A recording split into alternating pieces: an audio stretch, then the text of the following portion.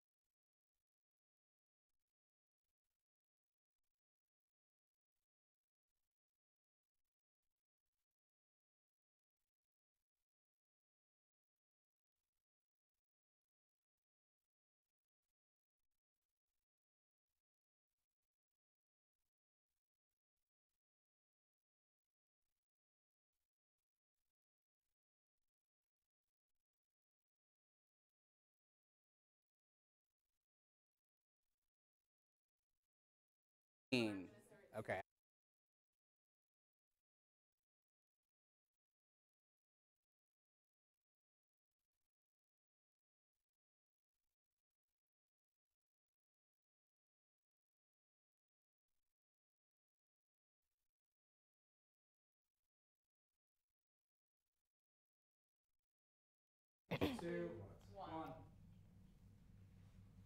Hello and welcome back to In My Opinion. Whether you agree with us or not, you're going to hear what we have to say. Today I'm joined by Meredith Hayes and Hope Burrell. Thank you for doing this, guys. Yeah. Thanks for having us. So our topic today is just the discrepancy between how pro athletes are paid and those of everyday civilians, like our teachers and our military. But so let's get started. So Floyd Mayweather, a professional boxer, was paid $300 million for a single fight. And he only fights once or twice a year. But our teachers and our servicemen make only like $55,000 in an average year. What are y'all's opinions on that? I mean, I understand that it's a lot of time and a lot of effort and hard work they put into it, and I do think they deserve to be paid and paid a lot. But do I think they deserve to be paid so much more than teachers and people that are serving our country? I don't think so. I think that whatever happened to sports being just for fun and being something that you do, and it's something that you do along with your job, I think that's what it should be. It definitely shows where we as a society have placed the importance on the fact that, we're allowing all the money to go into the entertainment business instead of into our helping professions and, our military service. It really definitely shows where our priorities are as a country. Yeah, I mean, these people are providing our education and our protection for a country as a whole, and yet we continue to try and get instant gratification for the entertainment business. What do you think that says kind of about us as a society? I mean, with sports, with reality TV, like it's all the same thing. Like that's just what our society is. That's what we feed onto. That's what people watch. That's what people watch. So I mean, as sad as it is, that's where they're getting their money. So I do understand that. Whatever you invest in, that's what's going to thrive. And the fact that we do invest in Hollywood, we invest in the sports industry. I mean, those are industries that are thriving. And then you think about our education system and how we're dealing with an issue of, are our children ready to take on the future? Are they ready to become our next lawyers, doctors, people like that? And we're really in a place where we're not. I don't think we're preparing them, but it shows with what we're putting our money in. It definitely is showing to kids just what priorities are. Like, you can go make money doing anything now, and you can just be a pro athlete and make so much more money. But that's all the time we have for today. Thank you for joining us on In My Opinion. And please join us again next week as we talk about more interesting topics from around the world. Thank you.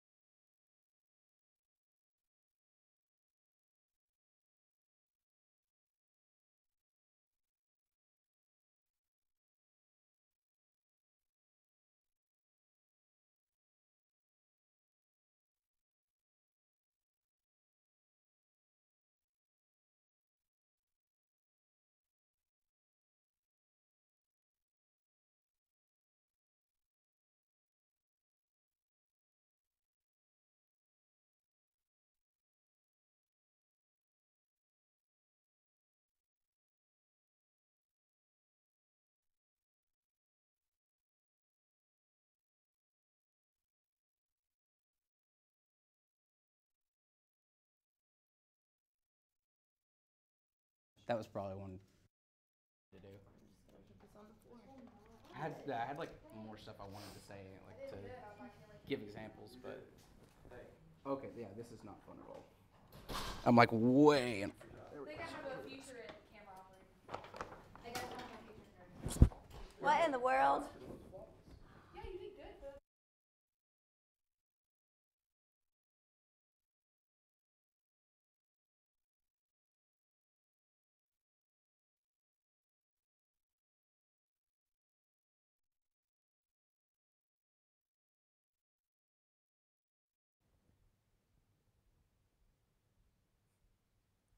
Thanks for joining us today. I'm Meredith Hayes, and I have JT Bush and Hope Burrell with us. And today we're going to talk about something that is becoming relevant, in which athletes are being.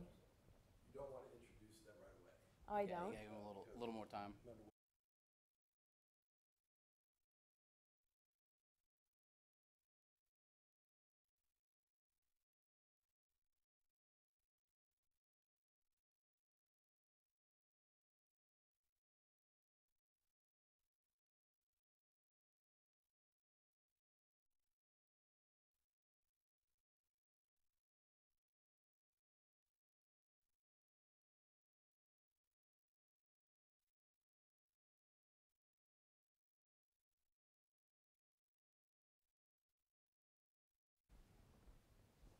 Hi, welcome. And today we are going to talk about athletes being targeted for bad performances.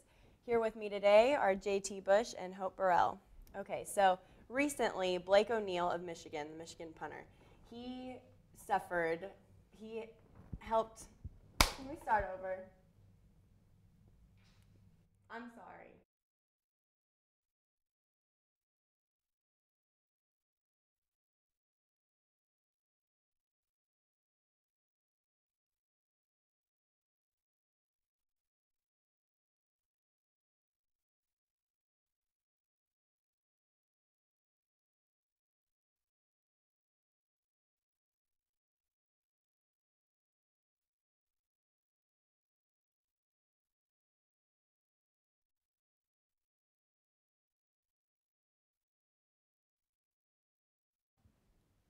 Hi, I'm Meredith Hayes, and today we're going to talk about athletes being targeted for having bad performances. Joining me today are JT Bush and Hope Burrell. So recently, Blake O'Neill, the Michigan punter, fumbled a snap, and it resulted in Michigan State returning it for a touchdown in the last couple of seconds of the game.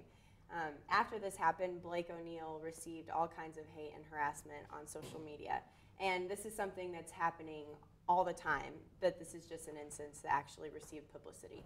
So what do you guys think about our society as a whole when an athlete is receiving harassment and even death threats over social media and even physically in their surroundings just because they have a bad performance? I think it's pretty ridiculous. The amount of pressure that they're under, nobody really knows that, and you're sitting at home on your couch and judging them for what happened. If anything, the blame should go toward the coach anyway for putting that critical moment in the punter's hands when he doesn't even handle the ball in most situations. Put it in your quarterback's hand. But definitely that doesn't excuse cyberbullying at all or bullying in general. He feels bad enough. He wants his team to win, but just hating on him and even specifically death threats are just ridiculous. I agree. That's just way too far. And what gets me is then if they do something good the next play, people are back their fans just after they just sent a death threat. I just think people need to take a minute and step back and reevaluate the situation. Is it really worth a death threat? It's not. Absolutely, and it's such a prevalent issue nowadays that there's a thing called Fieldhouse Media. It's an organization that makes its mission to educate student athletes and even professional athletes on how to handle cyberbullying and inappropriate content on the media. This is obviously a very important topic, but since they have created this, it's down 41% with the offensive media threats. So do you think there's anything other than just organizations like that can be done about this issue?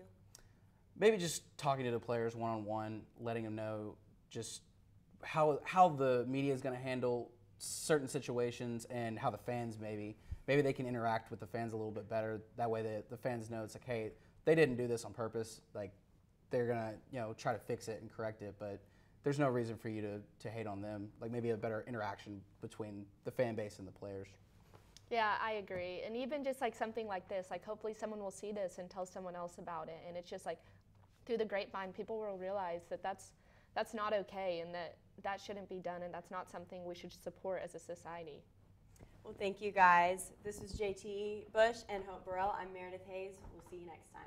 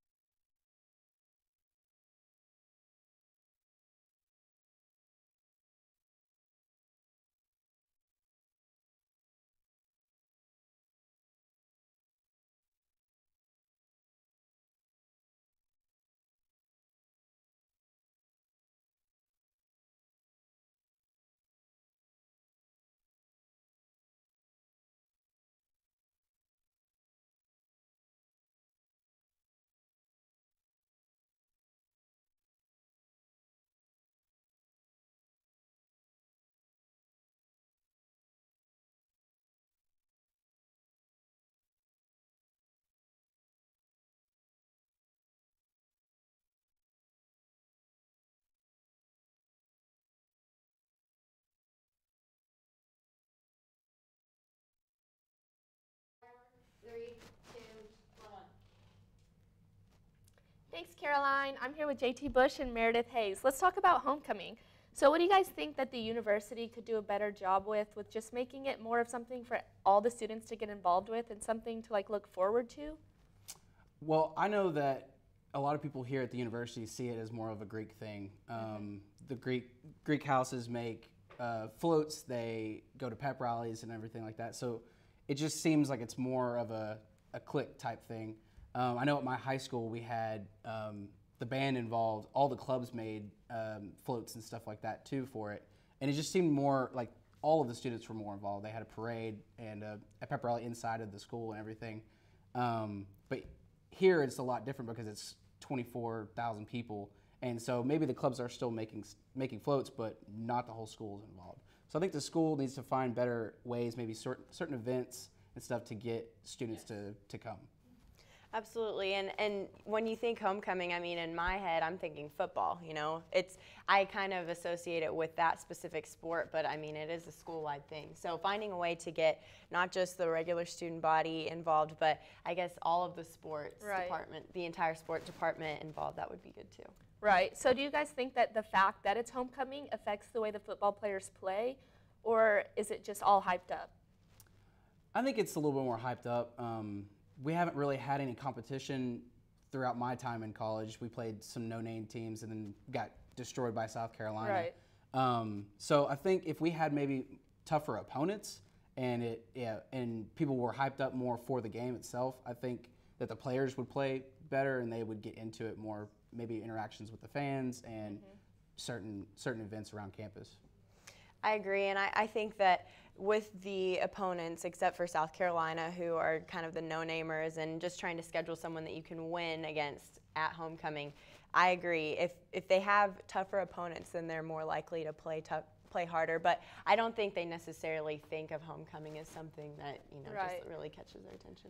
Well, we're out of time. Thanks so much, JT and Meredith. Back to the stadium with Caroline Cobb. Good job. Good job, Hope. That was so good.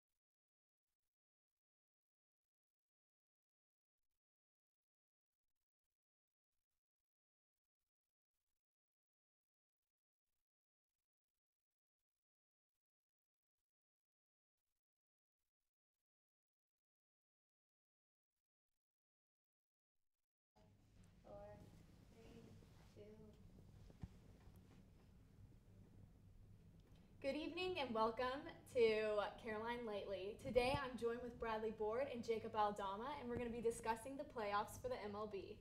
Guys, thanks for coming.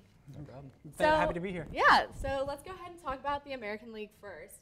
The Royals are up 3-1, and the Blue Jays need to win 2 more games to win the series.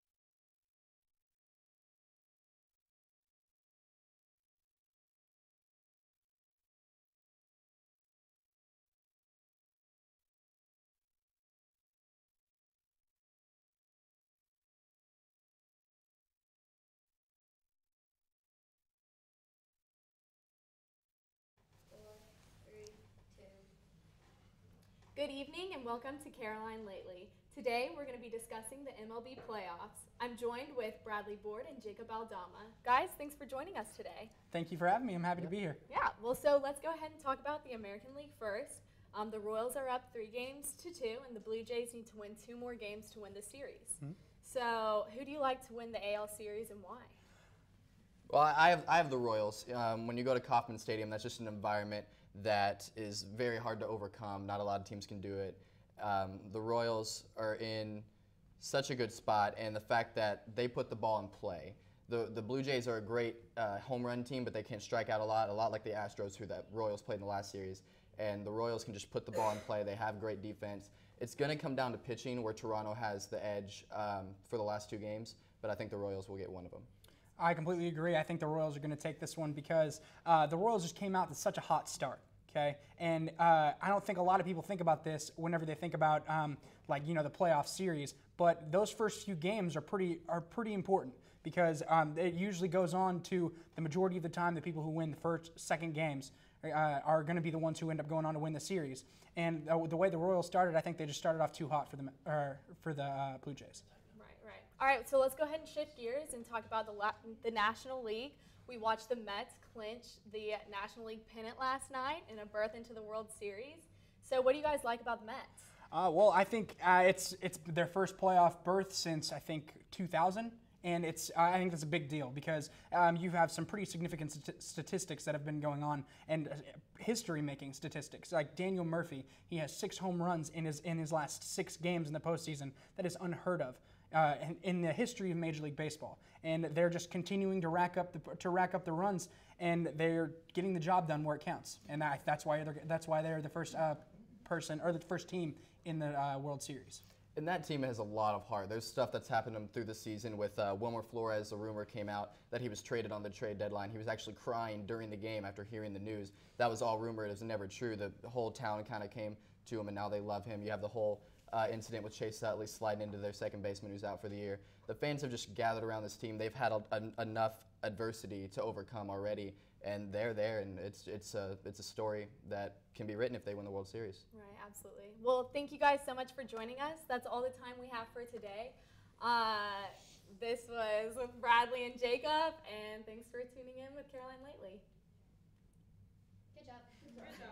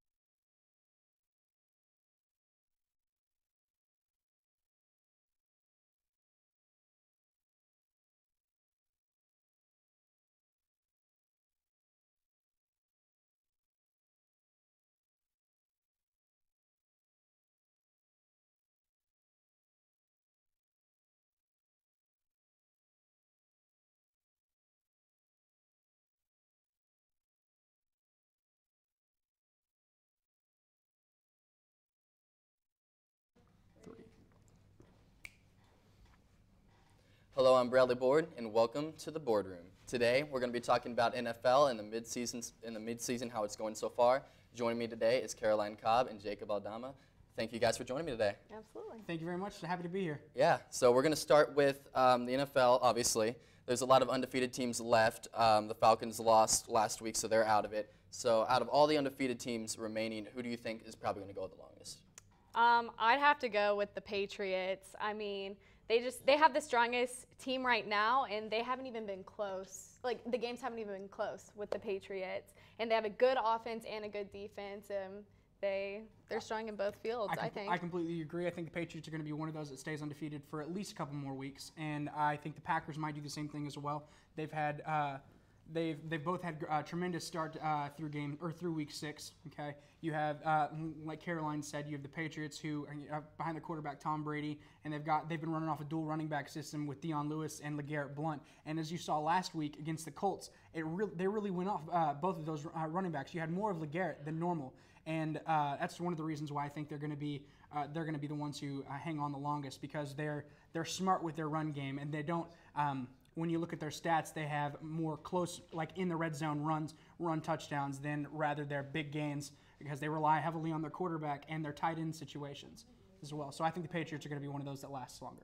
Absolutely. And okay, so let's go back to February for a little bit. The Seahawks, 1 yard line, they throw the ball, it's an interception, they lose the Super Bowl. A lot of people thought, okay, that's going to have them with a chip on their shoulder, positive momentum going into the season. They're 2-4 right now.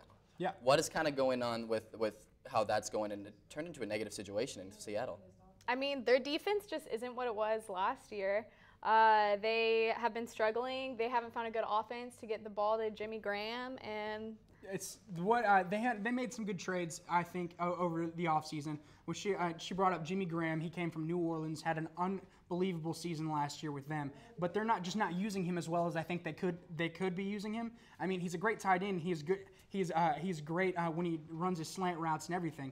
And you also have Marshawn Lynch, who has not been producing as well. He's had some injuries. I think it's we haven't seen the real Seahawks yet this season, and I think that's going to start. Turn around within either this weekend or next weekend, because they've been plagued with some injuries, and I think that they could turn it around. Oh, thank you guys for joining me, and it's been fun with Jacob Aldama and Caroline Cobb. I'm Bradley Board, and see you next time.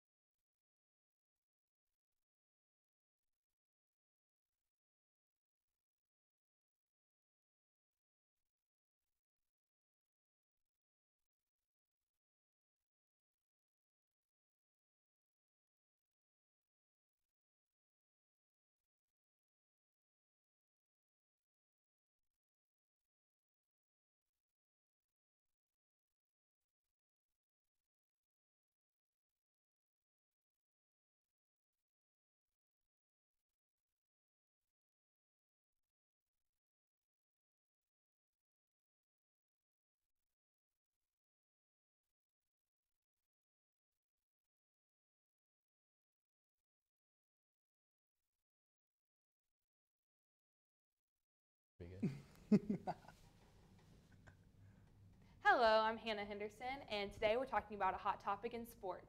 Florida quarterback Will Grier was just suspended for violating NCAA team rules, or NCAA rules, and I'm joined with Bradley Board and Jacob Aldama. So, guys, to start off, in his press conference, Grier was crying, and he seemed really emotional and remorseful. Do you think that he knew what he was taking would be a violation of the NCAA rules?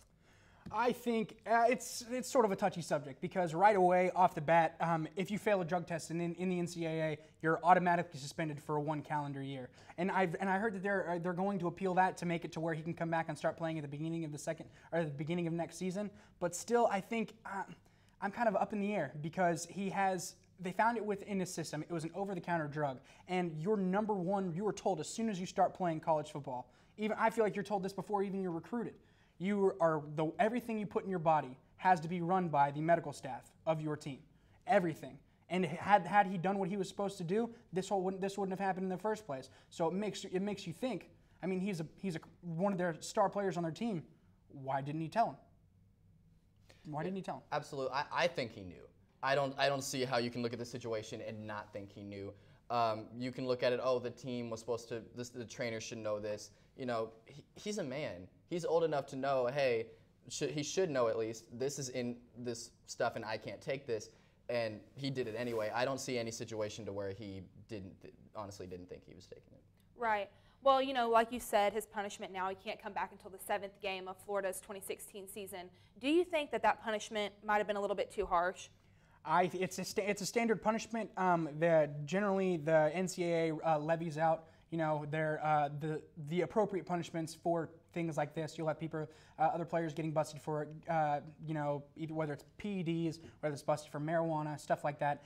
There are certain things that are already set in place for this, and he knew what he was getting into, and I think it's appropriate.